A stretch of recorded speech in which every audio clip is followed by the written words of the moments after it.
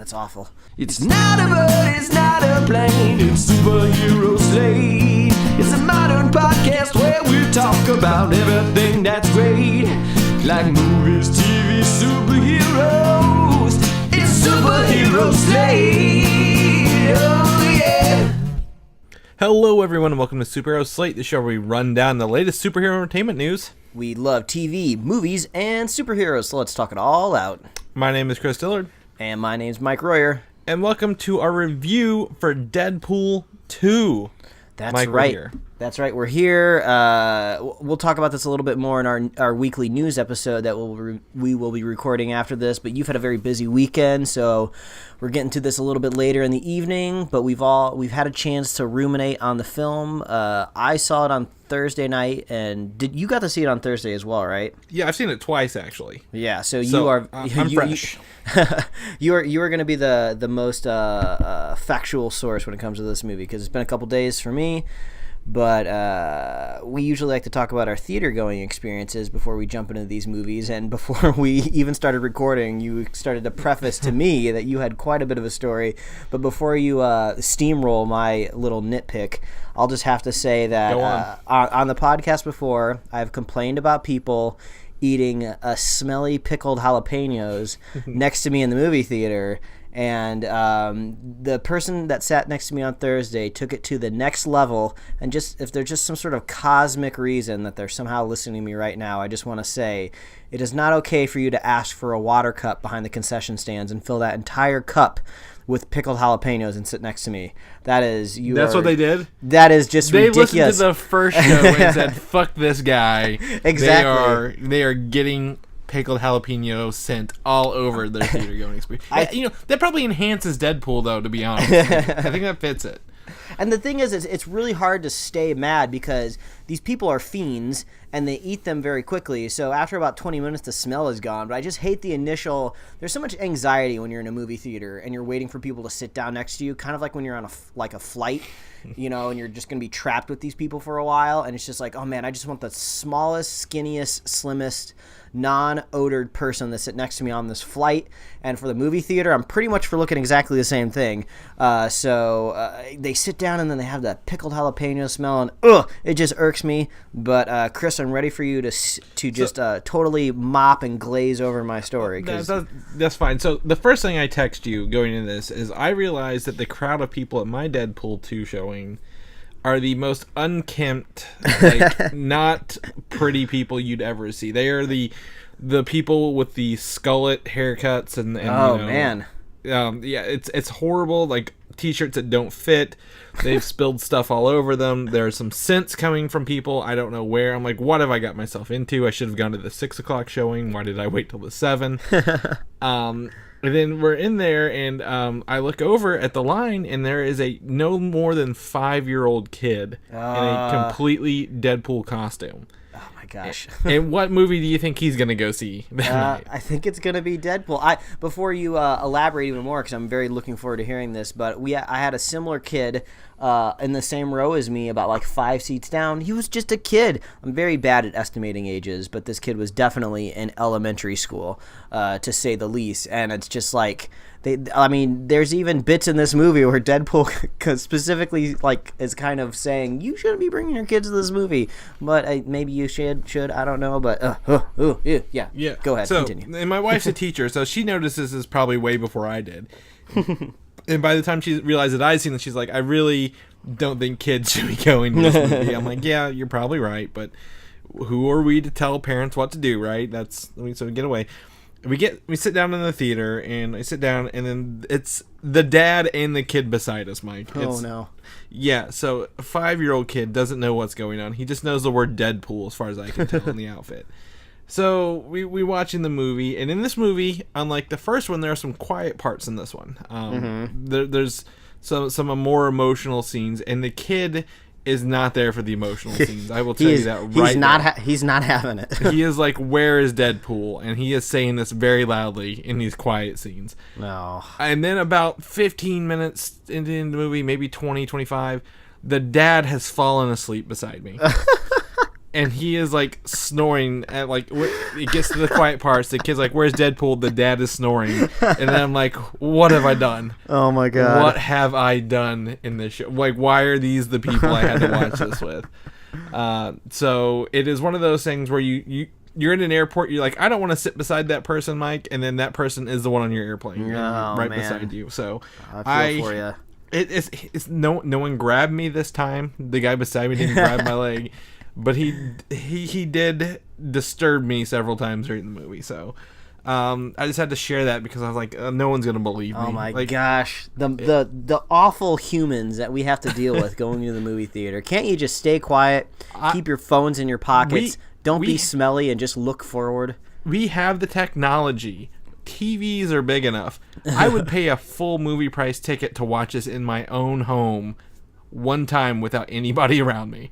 Like, I would seriously pay that now after this year of experiences I've had. Yeah, it's getting too much. I mean, Movie Pass, if you really want to save the movie-going experience, this is what you got to do.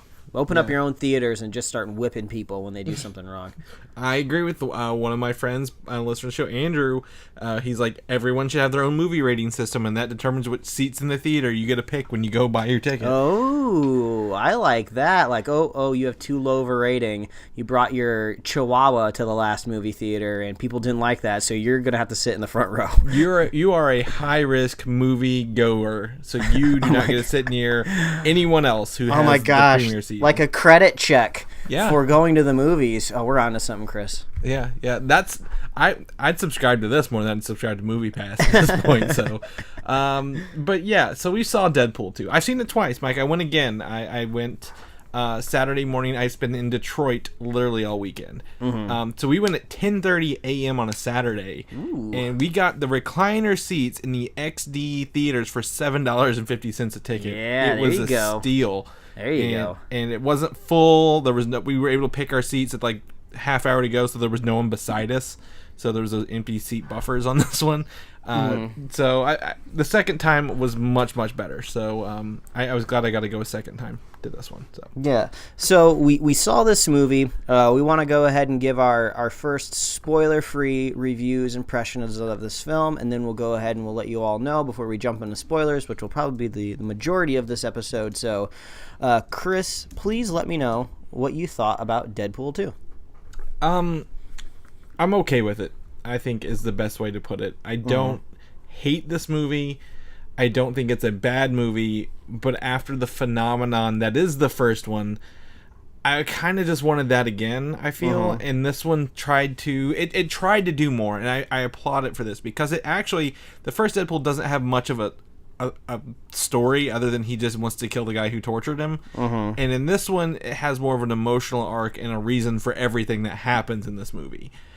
I don't think that fits Deadpool in the movie universe, but I do feel the jokes and references were way more on point this time around than the first time. So we'll talk a lot more about it in spoilers. I don't want to ruin anything, but I think it's okay. I just don't feel it's better than the first one in my book. It's still miles above any other X-Men movie we've seen in a very long time. But it is not the best of the two Deadpool movies in my book. Mike, we haven't talked about this at all. I'm scared of what you're going to say. Lay it on me. Well, actually, I'm surprised hearing that we are kind of in agreement here. I've been hearing from a lot of people over the weekend saying that they would just head over heels for this movie. And yeah, I've been thinking the whole weekend, I was like, this is going to be a really weird movie to talk about with Chris, because it's a fine movie. Perfectly acceptable. I've heard it described as it doesn't pass the bar, it hits the bar, which is just an accomplishment. You don't necessarily have to clear it. Deadpool 2 set the bar, and I think they got pretty close to getting back up there. It's a sequel that does its best to kind of take stuff from the original and just take it to the next level. They try to develop the story, bring back favorite characters that you liked, add new characters, see how they work out. Usually in a trilogy, kind of like the best stuff might be left over. So they're doing everything that you kind of normally see in a sequel. I think this movie excels when you're laughing, which is kind of the essence of Deadpool. It's really hard to look at this movie as like a superhero movie, like a cinematic universe type of deal. I've never really been too worried about how Deadpool might integrate into the MCU or how he's connected to the Fox universe, because it's just a Deadpool movie. Like, I'm there to laugh. I try my best not to take it too seriously, but that means at the end of the day, when the movie's over, I don't have like a whole lot of questions left rattling my head. Like, I'm not really curious where the third movie's gonna go, what crazy turns that the stories might take, because it's almost like it's a comedy movie. It's kind of like the only thing I can think of right now that's a comedy trilogy is like the Hangover movies. Like, you don't go see the sequel to the Hangover and just think like, oh, I can't wait to see what happens to these characters into the third movie. You're just like, oh, when a third one comes out, I'll go see it and I'll laugh because the people writing the movie can write good jokes. So it's like this weird world that we're living in where this movie's hilarious, but also it's kind of bolted on to like the superhero phenomenon, where we're getting those big CG fight scenes. We're getting these comic book characters that we love and adore. We're getting kind of this sci-fi comic book legend, but it almost feels like I can't invest myself too much in it because like I'm really just there to laugh. So all of this stuff didn't really crop up in my head until I saw the second one, because the second one kind of starts to turn it into a Deadpool universe, if you will. So I think it's still a lot of fun, but I think this almost goes into the whole kind of forecast for what I've been feeling for Deadpool. Like when the first Deadpool came out, it was huge. It made a ton of money. I think we're going to talk about in news how this did actually still make a lot of money, but I haven't heard a whole lot of people talking about it. Well, like a couple weeks ago, we talked a little bit about like the promotions for this movie. It felt a little bit more muted, less excited. So I just feel like the first Deadpool was kind of catching lightning in a bottle. It was a new experience, and I think it's impossible to capture that again. So I'm worried at the end of this review it's going to sound like I didn't like the movie, which is not true. I liked the movie. I'll talk about nitpicks and spoilers that I didn't like, but to me it's almost not a superhero movie. This is just the 2008's best comedy movie of the summer. So I don't really know how much I can nerd out and geek out about all of that stuff in the long run, but yeah, that's kind of where I land on it. Yeah, I don't know. I mean, I don't agree comparing it to the first one is fair. It's a whole different thing. It is literally a whole different thing. And I think at the end of the day, we just got to talk about the whole thing openly, because it's hard to be vague about this movie and not ruin anything. So, spoiler, before we go into spoilers, Mike, would you recommend someone see this movie? Oh yeah, for sure. You're Okay, gonna cool. laugh. Don't take a little kid. Actually, I don't care if you take a little kid, as long as your little kid is quiet and can peacefully watch a movie and just try to grapple with all of the gore that he's seeing on the screen. If he can somehow take that all in and not be scarred for life and stay quiet, you can go ahead and take him. But or her. Little girls can like blood and guts and gore too. So yeah, I would recommend this movie easily. Yeah, okay. I mean, I would as well. I think I actually got more out of it the second time because much like the first one, you're laughing too much, or the audience is laughing, so you miss the next thing in some of the jokes. Because when the jokes are on, they're on. Like, no doubt there. So the second time I was able to take a lot more in and get a lot more out of it because the audience was a little more subdued at 10:30 in the morning. Yeah, I'd recommend it. I recommend it as well. So there we go. Spoilers. I've got to tell you, I was trying to explain to my friend Brian about this. He's like, well, what do you think? I'm like, I can't tell you anything, but anything you've thought of this movie, drop it right from the get-go, because they film trailers that have specifically extra footage in them that don't exist in the movies, like Marvel would do. Like exactly what they do with Infinity War. And speaking of Infinity War, I think this movie doesn't rank as high because we are still coming off of that high of Infinity War. Like, this is at a very bad position in the year to be the follow-up superhero movie to Infinity War while it's still in theaters. I feel like this could have been positioned really well maybe in the fall, or maybe at the beginning of the year. The last bit of summer would have been fine. I think, or up against Aquaman that no one really wants to go see just yet. So I think the high of superhero movies has been hit this year, and then we're just on a sliding hill downward for the rest of it. Yeah, I think I mentioned last week after seeing Infinity War, it does feel like a weight is kind of off my shoulders. There's still stuff to look forward to this year, but I feel like, I'm just kind of cruising through. So when I was in the theater watching this movie, I was just like, Deadpool's cracking wise. I'm laughing here. Something's happening on the screen that kind of feels kind of weird, but, it doesn't matter. The next joke's going to come along. You mentioned briefly that those kind of that emotional through line and those quiet scenes maybe didn't quite fit with Deadpool the character, and I think I would agree with that. The kind of the heaven visions he was having where he could see his lady, I don't quite remember her name, Vanessa on the couch, and he couldn't quite reach her. I was kind of figure out like what's actually happening in this movie. This is the first time we've seen something kind of surreal and a vision, but also technically, is it real? Because Deadpool can like kind of die and come back to life with his mutant power, so maybe he actually could get really close to death and see somebody that's dead. That's what it is. That's like a visual representation of his powers when he gets to the point of almost death. So like he can get to and see the other world, the otherworldly things where death is, but he cannot cross into death yet because his power keeps bringing him back to life. And that's kind of what that was several times. I mean, he even blew himself to bits right off the get-go. And you're like, he's in pieces.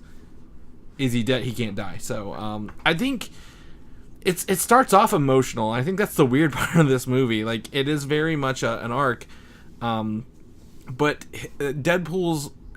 It just happened. It didn't feel natural. Like, the way it progressed, it didn't feel natural to me. I don't know about you. Because we just got off of him on the first movie of him just being like, yeah, I just got my girl back, and now this one starts up, okay, we want to start a family right away, even though he's been around the world killing people. I don't know. The thing about this is we also have Josh Brolin on the other side with a family. I believe Josh Brolin's purple-faced, 10-foot-tall CGI and his daughter's story in Infinity War 1 billion times more than a real Josh Brolin with a fake future daughter who died by fire. Like, yeah, I didn't believe his motives. And I'm like, I don't get you. Like, this isn't. Feel, first of all, does Cable have mutant powers in this? I don't want to like bash on it, but like, Cable is so wasted in this movie. Yeah, no, that's one of the wasted. That's kind of some of the notes that I have here that I wrote down so I didn't forget, since I knew this was going to be a couple days since I had a chance to talk about this with you. Is this is kind of running the fine line between the types of movies here. So when it comes to like a movie that is holding kind of pace with all of these other big superhero movies, these are the things that we care about. We care about the powers, the origin story. We want all that to make sense and be very clear. But when that stuff gets ported over to this comedy fun time movie, since we like really love and take this stuff seriously, it's kind of hard to kind of brush this stuff off in my mind. I can still have a good time in the movie, but yeah, like the techno virus isn't really explained. I think we kind of know what's up with Cable, but the general audience doesn't know. And it's a movie universe. Yeah. It doesn't necessarily mean it's going to be the same thing. He's coming from the future, but we have seen a future in the X-Men universe before. So I was trying to figure out like, is this a dystopian future that he's escaping? But no, they never really mentioned dystopian in the future. So my thing is with that, like he when they show his universe, like the whole world is in fire and flames. But they're in a really nice house with like a nice modern table and fixtures. It was a strange juxtaposition. Did this kid, the future version's kid, blow up the whole city or just the house? Why does everything look like it's destroyed in from the Apocalypse universe, futureverse? But then you flash forward and it's like, oh no, he lives in the family's nice and the city still looks nice. So when the family dies, like, did the rest of the town go with it? Like, what is happening here? Yeah, and then Cable kind of says, oh, well, your generation kind of destroys the planet and turns it to shit. So I feel like it's this weird scenario where like I don't want to judge Cable too harshly, because I feel like we're going to learn a lot of this in the next movie because Cable is sticking around. But at the same time, somebody should have said like, oh, hey Cable, you're a pretty weird guy. Isn't it funny that we don't really know anything about you? Like, they could have been almost like surreal, kind of like breaking the third wall to explain like, oh yeah, we're not going to explain anything, They don't say he's a mutant at all, so we don't know if he even has mutant abilities like in this. We know he does, but if you just watch the movie as it is, it's not said he's a mutant at all. he's just like some sort of not bounty hunter, but like, is he a time cop? Like, yeah, there's like a brief scene where he has his shirt off and he's looking in a mirror, and I was expecting to see maybe the technovirus starting to slowly take over his body, maybe a little bit more, but like, they that didn't would be really a show flashback that. to how he got it was what I was thinking it was going to go to. Like, he's like, oh yeah, that's like, how did I get this kind of thing, and they didn't do it. Yeah, and I didn't really like how they integrated Cable into the story either. You know, a lot of this kind of just felt like one kind of grand coincidence and happenstance. So, you know, Deadpool... Is this Batman v Superman's? Is this the same story? Well, it's like, so Deadpool... They're punch a little bit and then they're friends? Yeah, so like Deadpool only comes across Cable by chance because what happens is, you know, his wife dies, he gets sad, he blows himself up.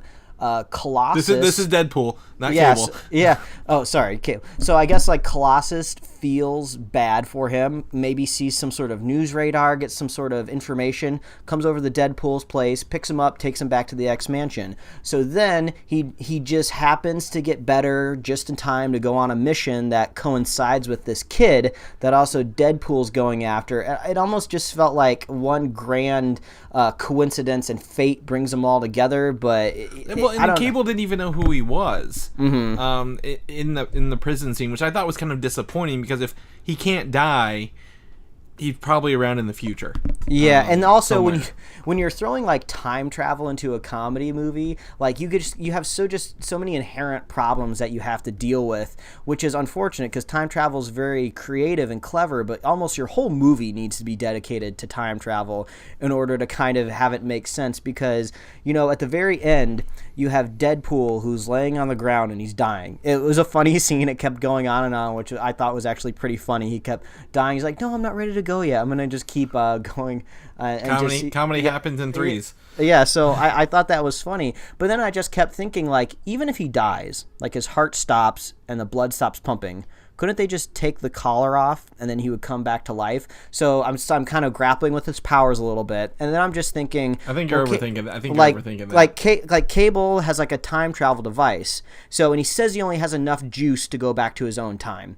So instead, he uses it to use some sort of weird trick of putting the coin inside of his shirt. I just feel like, why didn't like Cable like go back in time and like save his wife? I don't know. It was just kind of weird. He even says, he says that time travel is wonky. Like, you can't be very precise. You can just get like a rough estimate. Yeah, but I do have to say, I do like how, and just in the vein of a Deadpool movie, this is all undercut because in the after credit scene, he gets a hold of this time travel thing and he just goes crazy. He goes back and he saves his wife, which I thought was amazing. I'd never seen that in a movie before. The whole movie, the linchpin was him losing his wife. That's what catapults him through this whole story arc, and then just in an after credit scene he just goes and brings her back, which I actually thought was really great because that was going to be a pet peeve for me. Was the first movie is this whole journey for him to just save the one he loves, and they're finally together at the end, and then just to mix things up, they start the sequel off by killing her so he can kind of be free and loose again and be a vigilante. And I was like, well, that seems kind of cheap. Well, but then it's like they didn't do it to make him. He knew he was a vigilante. They just did it to give him an arc about the kid thing. So. Yeah, but the great thing is they just undid it all at the very end, which I just thought was hilarious because you can only do that in this type of movie. Well, I'm taking that with a grain of salt as well, because he in the end credits he kills himself. Ryan Reynolds reading the Green Lantern script, and that still I don't know what's going to happen in all these movies. They're not very. They don't care about timelines in these movies. They don't care about connectivity in these movies because obviously we got introduced to what I thought was a surprise, the Juggernaut in this one, who was not the same Juggernaut from the X-Men movies. Mm-mm. So I thought that was... I liked the Juggernaut in this, who was also voiced and face motion captured by Ryan Reynolds, by the way. Oh, really? I was trying to figure out who that was. Yeah, it was Deadpool. Or it was Deadpool himself. That was cool. So let's get good. We're being negative here. Let's focus on some positives here. They killed off X-Force immediately, and that was brilliant. Oh, that was and it was just so great because, on this show, we analyze all of these trailers that come out. We try to figure like, oh, what's Bedlam's powers? Oh, what's Shatterstar going to do? Oh, he's from the planet Mojo. Does that mean we're going to be able to pull in Mojo into this universe? Oh, this is going to be so crazy. Nope, he goes into a helicopter blade and he dies. But he had green blood, so he wasn't alien. I'll give him that. I was like, this is great. The only thing that this is almost just like a note. Like if I would have had a chance to like see the first draft of the script or something, or like a first draft of the edit, the only thing that was kind of confusing was Bedlam. I believe in this sequence, he was the first one to kind of to miff the landing. He went into that bus. Well, correct me if I'm wrong. Deadpool was first, and then him. Yes. Yeah. So, but when he goes into the bus, I didn't automatically think he died. I just think he kind of fucked up the landing and he was just going to pull himself out of the bus or something. And also, like, it's Terry Crews. He's like a huge giant thing. I was like, it's going to take more to kill him than that. They didn't show him dead. They showed him getting CPR. He could be the one who makes it. Maybe, those people. Maybe. So I was just thinking, oh, okay. But then, like Shatterstar comes was second. in, and then he gets buzzed, and I was like, oh, okay, this is hilarious. They die, and then like the acid. Peter landed, the average dude, and he's like, I made it. And then Zeitgeist went into the wood chipper. Yeah, but then he didn't die right away either. He was just kind of stuck in there, and Peter tried to save him, and then he died. So I was like, this is great. This is hilarious because we watched all of these trailers, and like there was like the hero shot of like Terry Crews on the ground, and they shot those sequences separately for the trailers. Mm-hmm. But you're forgetting the most important part is Vanisher. Actually played by Brad Pitt. Wow, yeah. That was not like a taken from another movie. He actually showed up and filmed that for like 30 minutes. And that was a weird experience for me because when they were showing kind of Vanisher in the plane but not really showing him, I don't know if I was like looking down at my popcorn at like the last like a weird frame or if I blinked or something, but apparently there was a funny shot where the Vanisher jumped out of the plane just like the parachute, but I thought someone grabbed it and threw it out, so I didn't realize the Vanisher was actually real until he ran into the power lines, and I was like, oh my god, this is great. I listened to a podcast on Monday and someone was like, oh yeah, there's like an empty parachute in here, and they were like, oh yeah, someone was probably CGI'd out of it.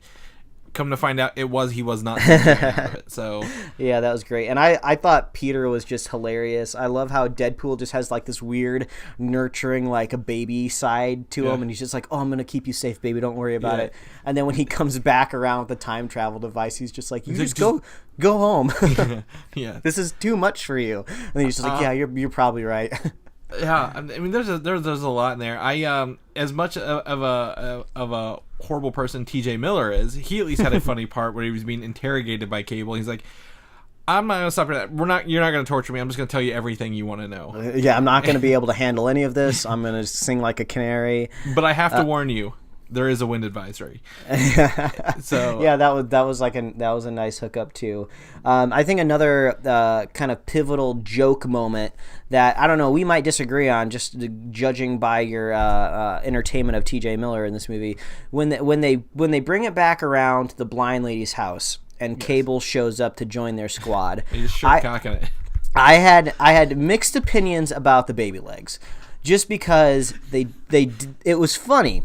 It was funny, the Basic Instinct part where he's crossing his leg, and I never would have thought my eagle eyes would turn on and I was trying to look for a baby penis. Like, it's very weird. It's a very weird feeling being a grown man. You missed the invisible guy jumping out of the plane when you saw the baby eat it. Yeah, it's just like, I just want to know, did some 3D modeler really have to model a baby penis? This is just hilarious. And even afterwards, my wife told me she was looking for it too, so I don't know what that says about us, but that was hilarious. But it did feel a little bit like they were treading on the last movie. Like, I know it went bigger. They upgraded from a baby hand to baby feet and took it to the next level. But then also in that same scene, TJ Miller also jokingly made the same joke where he said, oh, doesn't he look like an avocado? Then just kind of gets cut off. It just felt like I was seeing a lot of stuff from the first movie being like, hey, remember all this stuff? We're calling back to the first movie. So even Dopinder ran in there and was like, oh, not again. Like, they knew what they were doing. Yeah, I think they knew what they were doing. Yeah, it definitely felt intentional, but I was just kind of like, all right, I don't think we need to do all that. But I did like how when he went back to the blind lady's house first, he opened up the floorboards and there was the cocaine and then the cure for blindness, and I was like, that's a good callback. That's really funny. But yeah, it did feel a little weird that like that's all it took for Cable to kind of get on their team was just like, well, the Juggernaut's there, so I'm screwed. So we got to be friends now. Well, I mean, it's cool. I mean, I think we got some good stuff out of this because we did get to see the actual X-Men team from Dark Phoenix. Oh yeah, in a quick scene. Yeah, I think that's probably one of the single best moments in the movie. I like he was bringing it up. I was like, yeah, Deadpool did make a ton of fucking money. Like, why can't he just be brought some more higher end X-Men, and then they're just in that room and they close the door, and I couldn't believe what I was seeing. And yeah, it was great. And before I could forget, the one joke that I think was written specifically maybe for me and you that nobody else in the audience really got, because I felt like I was the only one laughing and I felt awkward after it, was he made a joke about how, I don't remember exactly what it was, but he was just like, people talk about me and Jesus in the same sentence. Yeah. And because he was talking about the box office returns, and I was just like, oh, this is so funny. And I was like, oh, no one else is laughing right now. It's true. I think the one that got me was when Deadpool was on Juggernaut, and he's like, sun's getting real low. Like, yeah. No franchise was safe in this. I mean, even when he showed up late, he's like, I found out my Nemesis' name has this. Mom has the same name as well, like Martha or something like that. And it's like, oh, we got who's this fool with like the Winter Soldier arm or something like that? Yeah, the Winter Soldier arm. The Logan and Wolverine was everywhere. He was on the Wheaties box. It started with his death scene from Logan at the beginning. That was like the opening shot. I was like, oh, this is a good way to start the movie. Just seeing Logan rotating on there on a music box. Yeah, that Star Wars was even referenced several times. What about was it talking about the? It's a movie where he ends up doing his sister, where Luke ends up doing his sister. And she's like, nah, I think you missed that whole movie. So we got Cerebro, Green Lantern. The end credits, I think, were fun because we already mentioned he saved his wife. He saves Peter, but he also kills the X-Men Origins Wolverine version of himself right there at the get-go. They used footage from that movie to do it. And then he killed Ryan Reynolds killed himself reading the Green Lantern script because he's like, no. And I guess to look forward, I mean, we could possibly assume that Deadpool does save the rest of the X-Force. We only see the scene where he's specifically saving Peter, but there's no reason that he possibly couldn't have saved everybody else. So I think that does open up the window that maybe Terry Crews could still be around, and those other guys. Anything could literally happen in this. Colossus got a lot more screen time. Speaking of CGI characters, Colossus and Juggernaut had a big fight scene. Yeah, that's true. So Colossus kind of unleashed a little bit. Like he was all like the prude, and then he kind of unleashed a little bit, fought dirty against Juggernaut. He was like kicking him in the balls, and he like stabbed him in the eye, and I was like, oh, this is getting pretty gruesome. I'm liking this. And then at the very end, they shoved that electrical cord up his ass, and I was like, oh my god, what movie am I watching? This is great. They did it. I've got to give you a cameo notice here. I did not know this. I figured I'd have to look it up later, and I did. When Cable comes back via Terminator 2 style, and there's the two guys talking about how to use baby wipes. Oh, yeah. That's Matt Damon and Alan Tudyk. Oh, my God. Yeah, I think I read that after I watched the movie, too. I was like, man, Matt Damon keeps popping up in all these movies. This is amazing. I wonder if maybe he's like a secret financier for a lot of these movies or something, and like that's just his way of getting in the movies. Or I guess people really like Matt Damon in Hollywood. I think he has like a charity with like water or something like that, so maybe he's just like saying like, oh, if you donate a bunch of money to my charity, I'll cameo in your movie. So maybe he's trading that all around Hollywood. But he's probably like, I don't want to be in a superhero movie, but I'll just show up for a little bit. Yeah, but have you noticed we're talking about all the fun jokes that we loved in the movie, and we're having a good time right now talking about it. So let's just keep doing that. What else happened in this movie? The little fat kid. Fire Fist. Yeah, Fire Fist. He was hilarious. I didn't know he was going to have a British accent, which just kind of makes him... It's New Zealand. Yeah, New Zealand. You racist. That's right.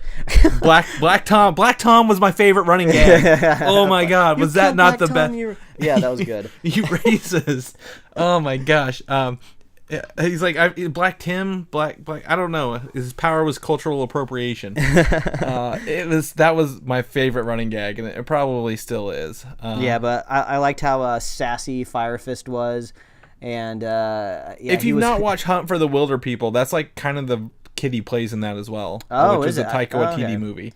I'll have to see that then. And Fire Fist is a character that was in the comic books, introduced in 1986, I think. Mm-hmm. But different powers are the same, but their stories are terribly different. So yeah, and then also we had Domino, who I had mixed feelings about Domino. So just because of one scene in the movie that was just kind of weird for me. When we first meet Domino, she's having that job interview with Deadpool, and they're going back and forth saying like, no, it isn't. Yes, it is. No, it isn't. Yes, it is. And I was just like, okay, this is weird and not funny, and it's going on a little too long. And it showed like this weird kind of side to Domino that I didn't think we really saw in the rest of the movie. She was just kind of like chill and going with it, and just like really relaxed because she's super lucky, so she doesn't really have to worry. And she does a bunch of cool shit later in the movie too. So I was like, well, this is a weird way to introduce like a pretty cool character. And she was really laid back. She didn't shave her armpits either. So I think that's just kind of a new wave for women out there. So she's trailblazing out there on the big screen, not shaving those pits. So I was like, man, Zazie Beetz is just super chill up there on the screen doing really cool cinematic stuff. I mean, she carried her own in my book. I think she did fine. There's also I don't know if you remember this when they were filming this movie. One of these stunt actresses who was doing stunts on a motorcycle died during this movie. Yeah, I think it was that Vespa, right? No, it was a motorcycle. It was like because she doesn't ride a Vespa. It was Domino's. It was Domino's. Oh, I thought it might have been Deadpool when he was on the Vespa. No, it was Domino's stunt double. I think they took out a bunch of scenes that revolved around that too, out of respect. So because that didn't show up at all, and like I thought she was gonna have it, so I think they had to retool some of her scenes for that, and we might have lost some of that in that transition period. So I never had heard of the movie Yentl either. That was a really strong joke for me because I really dig Frozen and the music. I'm just one of those guys that doesn't have like nephews or nieces or my own children, so the movie was never beaten to death for me. So I was like, oh, okay, I'm digging this Frozen joke. And, well, now if you search the movie Yentl with Barbra Streisand, it is like everyone is like Deadpool 2 is right. That Frozen song does sound like Yentl, and that was really good. That stuck in my head. Like I don't know why. Oh yeah, I was singing it well into the night after we got home from the movie. Let's talk about the intro credits because they can't really recreate the first Deadpool's intro credits where it slows down the time and does the thing. So they went with the James Bond style intro in this one. With the Celine Dion song, which has also been stuck in my head. Every once in a while, that kind of ballad creeps through the back of my mind. So I was like, man, Celine, she knows what she's doing. Yeah, so that was really cool. I liked it. This time they referenced the actual story instead of like talking about the actors in it. They went with like these are the producers and stuff like that. So directed by one of the dudes who killed John Wick's dog was a pretty funny reference. And I think a lot of the budget, or at least a nice chunk of the budget, went to these opening credits because I don't know if you noticed, but every Deadpool was like totally a CG computer generated for that opening scene. So I think a lot went to Colossus and Juggernaut. Oh yeah, I mean they said that was the big CG fight scene coming up. So those that are could both be a chunk like of it Juggernaut wasn't fucking Vinnie Jones in a big helmet and puffy muscles. There was a big CGI dude. Yeah, who referenced Professor Xavier as his brother, which was really cool. Yeah, and he ripped Deadpool in half, which was crazy, which led to the baby feet. So he's like, I'm gonna rip you in half, and I was like, oh my god, is he gonna do it? And he did. I was like, all right, this is pretty cool.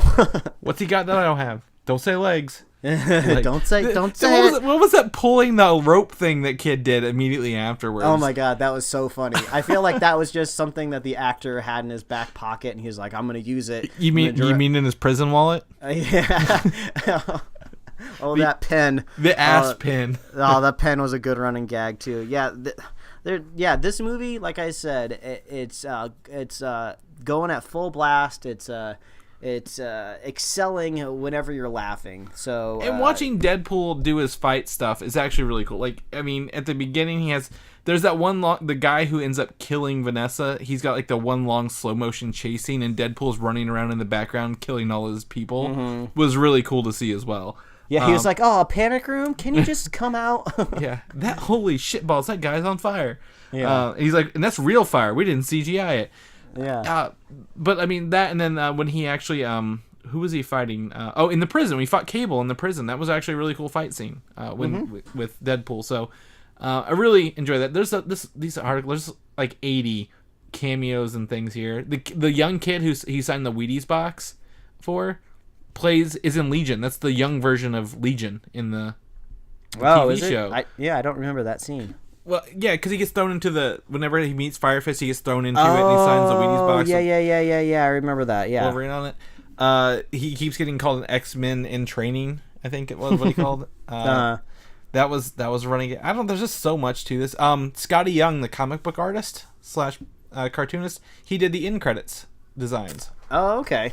Which was really cool. I think one of my favorite kind of deep cut jokes that I don't remember specifically what it was. He mentioned something about somebody not being able to draw feet or something like that. Yeah, that's Rob Liefeld who created Deadpool. Which was a great reference. I wish I could remember exactly what the joke was, but I was laughing at that, and I was like, oh, nobody else knows that Rob Liefeld does not know how to draw feet. I had to explain it to my wife a little bit, and I was just like, okay, so he spends a lot of time above the ankle on all of his drawings, and just when he gets to the feet, I guess he just goes to triangles. So I thought that was just an awesome reference. So yeah, I do like how this comedy is just like all over the map, just something like very broad, like a baby penis, and he's shirt cocking it, which is hilarious. Shirt cocking it. He just all the way talking about how a comic book artist draws feet. I mean, that's the greatness of Deadpool right there. So, and that's just something I think that happens when you're trying to develop the story, develop the character, develop this kind of bubbled universe, is you get to play around with all this fun stuff. You know, every once in a while, it seems like they get to pull in bigger characters like the Juggernaut and just like random cameos like from Beast and Professor X and Quicksilver, like behind a closet. The Cerebro in the wheelchair rolling around in that. Yeah, there's a lot. Yeah, I loved it when he was rolling around in that wheelchair. It was just great. But then also, they'll hit some bumps in the road because you're dealing with like these big concepts like time travel and, you know, I don't think time travel bothers me. It's just Cable just appears and it's like, why does he appear? Like, his appearance isn't very explained very well, and it's very convenient, like you mentioned earlier. Everything in this movie is convenient. Yeah, it would have made more sense when Deadpool he went self-destructive when his wife died. It would have been I think a better story connection if on his emotional rampage he did something that messed up the future, which causes Cable to come back in time and it's like, oh, I trace this tragedy to you acting like a baby, not being able to control yourself. So now I'm here to I'm here to kill you because you're about to do something stupid and now I need to stop it. So that I think maybe would have been a better hookup, but or at least explain Cable's. I don't care about Cable's family because they just showed us to it in a quick 10-second cut. That's why I don't care about Cable, because I don't care about what he's fighting for because we don't know anything about it. That's why, again, I think his Thanos Gamora relationship is a billion times better than his relationship with Hope, his daughter named Hope, which is a throwback to the comic books. Hope Summers, the last mutant born, but I just didn't care about it, and I think that's really what hurts. And also, it's hard to believe that this man who carries around a teddy bear with him, trying to just rectify what happened to his family. They were burned alive. He saw their burned corpses in front of him. It's the last time he saw his family at his feet just turn to ash. But then when he has the chance to travel back to the future to see his family alive again, he just kind of trades that to save this wisecracking mutant that's just, just dying in front of him. It's just it's hard for me to believe that Cable would make that decision and just like stick around. Like I'm glad he's sticking around because I think they'll be able to flesh him out a little bit more and it'll be more fun moving forward because I kind of like his crotchetiness compared to Deadpool's wackiness. But it's hard to believe that he would trade his family for Wade, you know. But he didn't trade his family. He said his family was safe. I mean, I get why you're saying he's not going back to spend time with them, but it didn't look like he spent time with them to begin with. If he's time travel, like why does he time travel? What is his job? What does he do? Why does he have this little thing on his hand that gets to time travel? I don't get it. Oh, we didn't talk about Yukio. I was just about to bring it up. Hi, Yukio. Hi, Yukio. Yukio is also the name of the character in The Wolverine, who can be the future, and she's with Logan the whole time. Like she's like the big eye, like she's got a weird looking face, to be honest, with the big eyes. That's also that universe's Yukio is in the Wolverine. Yeah, I love that little bit where it's like, bye Wade, bye Yukio. Bye Yukio. So that was really cool. I mean, they had a same-sex relationship couple in the movie, and they didn't. Deadpool is above making fun of it. Like he's like, I will make fun of anything but like lifestyle choices or stuff like that. So that was really cool. Like he didn't bother for it. He's called her Justin Bieber. Well, I mean, in 11, he has no room to talk. He's squeezing Colossus's metal butt. So he's down for love is love to Wade Wilson. But yeah, I feel like that's the only real way you can like review and like talk about this movie is just you talk about the stuff that made you laugh. And there's a lot in this movie that'll make you laugh. It is. I think, like I said, I think the humor is on point, if not better than the first one, maybe. But the story choices along the way to make him emotional and the character just kind of fell flat compared to what we just got out of Infinity War. Like that's the only thing I can compare it to right now. So yeah, I mean there were moments in the first Deadpool that were emotional, but you kind of almost forget about those moments because the stuff that really sticks around in your head is the funny stuff. So the first movie was very simple and streamlined too. I mean, you start off on that bridge scene, which was the scene that was leaked that eventually made Deadpool. You flash back to how Deadpool was made, and then you come back to the present, and then he goes to that shipping yard with that kind of destroyed helicarrier, and he messes up Ajax, and that's the movie. Pretty cut and dry. So I don't know if maybe it's just kind of hard to weave an elegant story with tons of characters around Deadpool because at the end of the day, it's a comedy movie. And who knows if it could ever carry all of that kind of storytelling prowess. But yeah, I'm still looking forward to the third one, which seems like it's probably going to be X-Force, maybe titled. Deadpool 3 is not they're two different ones. So Deadpool 3 and X-Force are two separate movies. Well, I don't think Deadpool 3 hasn't been announced yet, though, right? Right, but X-Force is not considered the third in the Deadpool trilogy. Yeah, and it makes me wonder exactly what's going to make X-Force different from the normal Deadpool movies. Like, is it going to be funny and third wall breaking and goofy and laughy, or is it going to be more serious and Deadpool's going to play a more tampered down role? I guess we'll kind of have to wait and see. Yeah. And then plus we have the merger with Disney and Fox, or possibly Comcast, which is really going to change things in the future since that's happening. So they won't go to Comcast because rights don't transfer in a purchase like that. So quit confusing our listeners. That's what I'm here to do, Chris. Anyways, we don't know what's next. I'm sure they'll announce it sooner than later. You think this summer? Because X-Force is filming this summer. So I feel like we won't hear more about Deadpool until possibly next year. I feel like everybody's going to know X-Force equals Deadpool, so that's all they're going to need to know. Okay. Yeah, I don't know when it's coming out. Let me see. X-Force movie release. I don't think they have a release date yet. Yeah, no, not really explaining a whole lot. But who knows who's going to be on the team. I definitely look forward to seeing some of these characters not return. Like Shatterstar, because he was kind of a dick. No, I'm kidding. So yeah, overall, I think we recommend it. Go see it. If you've already listened to this, you probably have already seen it. So yeah, just I guess try not to take it too seriously. Yeah, which might be hard if you're invested into all this stuff like we are. This movie seems to be divisive. So if you have an opinion that's different than ours, or even the same as ours, write us in. Let us know because I'd like to hear what you guys thought of Deadpool, being kind of maybe not as into it as we are. That might be interesting to hear. Yeah, I could totally see somebody writing and saying, "Oh my God, I love this movie. I love everything about it. I wouldn't change anything," and I wouldn't blame you.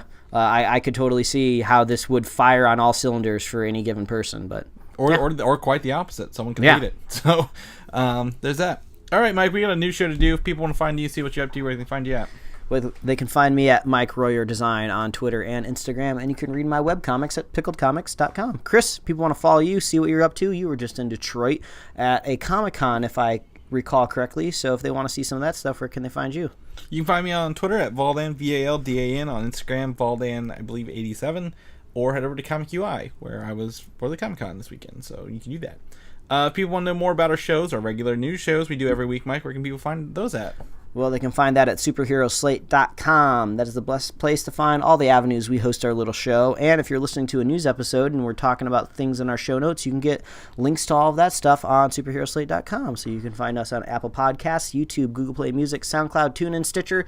You can like us on Facebook, follow us on Twitter and Instagram, and you can get merch at superheroslate.com/store. If you're a fan of the show, please consider leaving us a review wherever you listen. That's really awesome and lovely. I've been seeing some new reviews pop up on iTunes, so that is great. I love it that you guys are doing that. And if you want to be a super fan of the show, all you got to do is share the show with a friend, share the show with a buddy, and we will be here every week, sometimes twice a week. We're going to be talking about our next movie, which is Solo, next week, which I'm really curious how that's going to go down, because this has been very divisive for at least the two of us for like the last year that we've been talking about it. So probably the two people who know the least about it. Yeah, we are very much looking forward to Deadpool, and not so much for Solo. So definitely subscribe, tune in next week, and see what we thought about the Han Solo movie. Han Solo. So we'll catch you then, and we'll see you guys next week. All right, adios. Thanks for listening, and don't forget to subscribe. Yeah, peace among worlds, bitches.